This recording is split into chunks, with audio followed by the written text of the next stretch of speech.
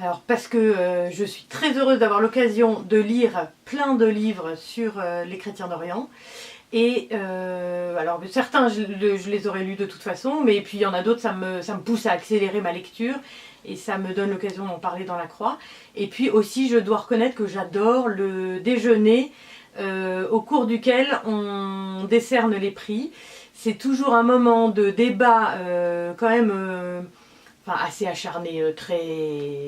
tout le monde reste très poli et très urbain, etc. Mais il y a quand même vraiment du débat sur le fond, sur la forme, et c'est vraiment un moment que j'adore, parce qu'il y a à la fois des journalistes, des universitaires, des prêtres, enfin voilà, différentes personnes qui s'occupent aux chrétiens d'Orient, et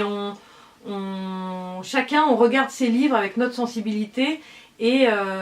c'est vraiment, ces échanges sont, je trouve, passionnants. Moi, je trouve que depuis le début que cette histoire de prix, créer un prix pour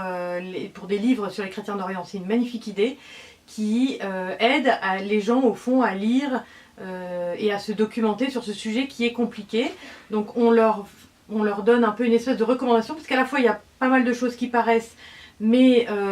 des choses assez anglais, très diverses, et là c'est une manière de reconnaissance sur souvent soit un pays ou une communauté en particulier.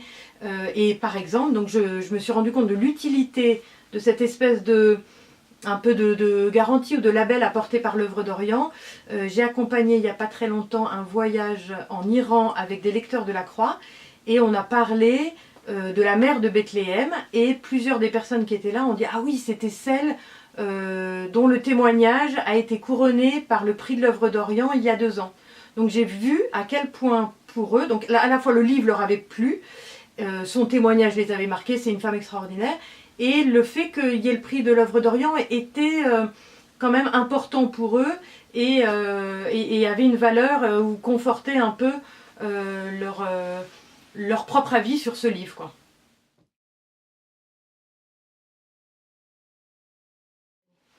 Alors la présélection cette année, alors elle est particulièrement riche. Déjà j'ai vu en les recevant qu'il y avait des livres, ce qu'il n'y avait pas les années précédentes, des livres de photos ou des beaux livres en fait, donc assez volumineux, et alors l'avantage c'est qu'ils sont très beaux, donc ça on n'avait pas cette catégorie les années précédentes, donc ça va être intéressant de voir comment c'est ressenti et puis quel est le travail vraiment qui est fait dans ces ouvrages. Et je trouve, enfin je sens déjà que la discussion va être serrée, notamment pour le prix grand public, parce qu'il y a des très bons ouvrages